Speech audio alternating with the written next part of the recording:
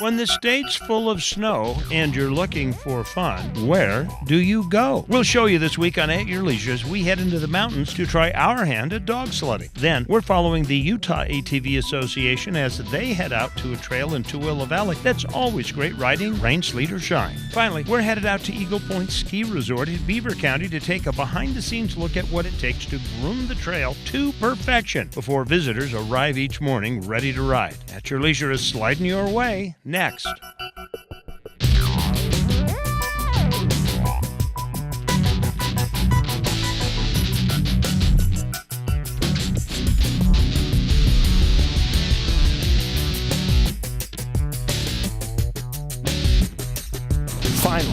Finally, it's happened.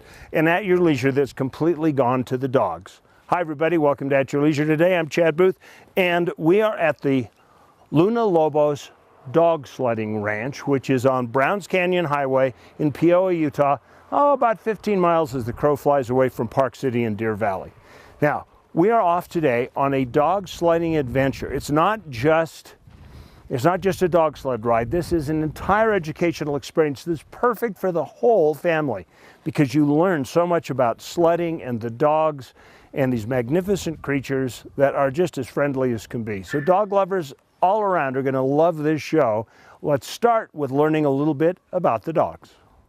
Welcome to the ranch, guys. Again, I'm Dana, my husband Fernando, and this is Dee. The ranch is about 55 acres. You're going to go through all of that today. And everything you see here we've built together. So this here's our doggy pueblo area. These are heated and furnished inside. They have hardwood floors, air conditioning in the summer, but most importantly, they have Netflix, so they can keep up on their shows and their movies, and they have their favorites. I'm going to point a couple of dogs out to you. Little Maya is this tan and cream one that's standing up on the deck, and then Buddy is snoozing in between the poles right there, and Goofy is the big guy standing right next to him. So Maya, Buddy, and Goofy. Maya is an Alaskan Husky, so she's mixed with a Greyhound. Usually it's either Greyhound, German Shorthair Pointer, or another type of working dog. They make a really efficient dog. Their endurance is amazing. They don't eat as much, and they recover really, really fast.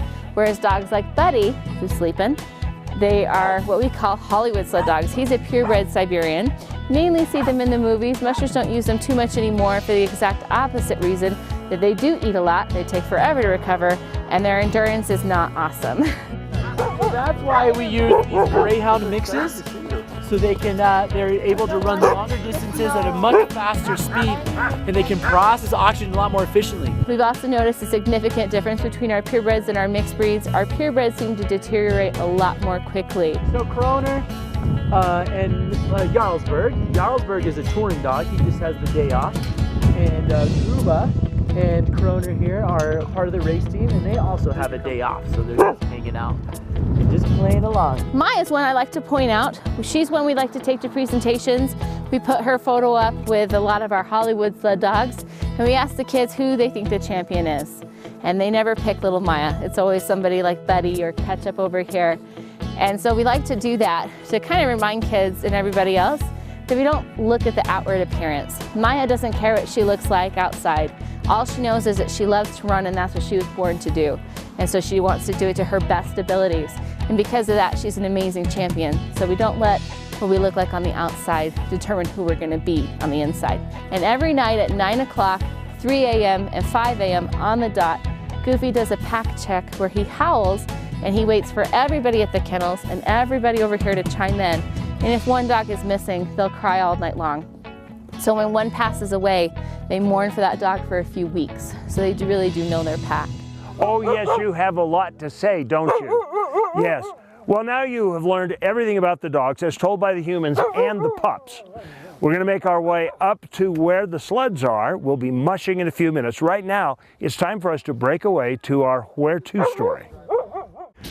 A horse may chomp at the bit, but a dog certainly barks his way onto the trail.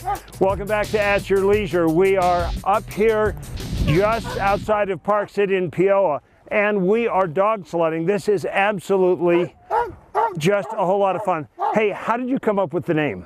Luna Lobos came from my wife. When I was a kid, I used to sneak out of the house and run under a full moon. And so we came to Luna Lobos. Yeah. Okay, there we go. Yeah. So Luna Lobos has this spread that we learned about in the last segment. We're going to now find out about what it is to cross that 55 acres when we're behind a dog. So let's get going. All right, guys. Ready? Okay.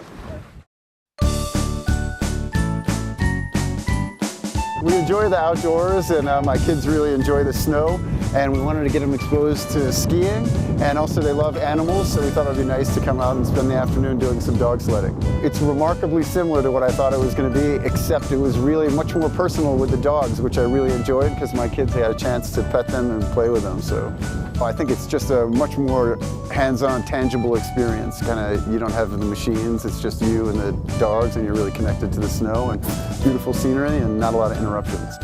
So this is Umber. So he came with the name Umber, but we call him Umberto for short. And he's actually one of the best sled dogs we have in our kennel. He's training to be a lead dog, which takes a few years of awesome, great training, consistent training. And you want to know something crazy about him? What? Is that he's 100% blind. That's what I thought. He can't see a thing out. Ever seen snow before this trip? At New York? In New York? Yeah. Do you like snow? Yes. Is it cold? Yes. All right, I got some training to do right now. It's time for Along the Way. Welcome back to At Your Leisure with Luna Lobos Dog Sledding in Peoria, Utah, which is just kind of over the hill from Deer Valley and Park City.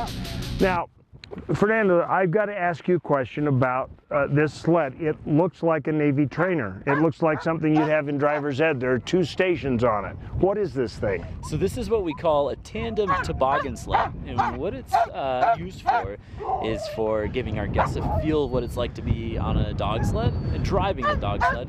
But if I'm training a long distance racing team and I have about 16 dogs strong with me, I usually bring someone in back for braking power because these guys will pull through anything. So is that a chance to train them too? I noticed they both have brakes on them. They do, and that's exactly why we have them. Yeah, so 2 mushers can use brakes. All right, so if you're training the dogs and it's time to train me, can I get a lesson? Definitely. All right, we're going to take off and find out a little bit about what I should know about mushing.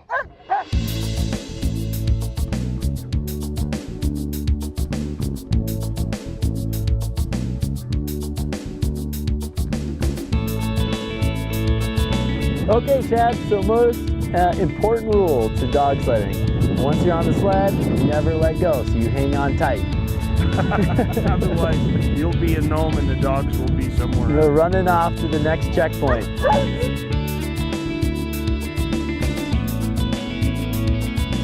So what you'll want to do first to start is you'll stand on the runners. And yep, now some trails can be a little bumpy, so what you want to do is keep those knees slightly bent. Exactly, we want to absorb the turn. Now as we're coming along the turn, we'll shift our body weight to kind of steer the sled to where we want it to go. So how does that work? We steer in, turn it this way? Exactly, so if there's a slant, It's like a ski, you just kind of look the inside edge of the ski. that's exactly what it's All right, like. let's learn it motion. Perfect. All right, guys, let's go. There we go. Now, as we're moving along, Chad, what we want to do, since we're going an uphill, we want to skate a little bit. We share the work with the dogs, so they're not doing all of it by themselves. So we help where we can.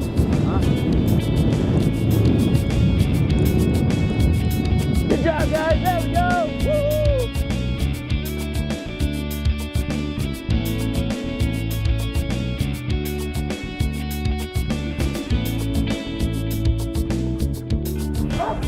I'm in training.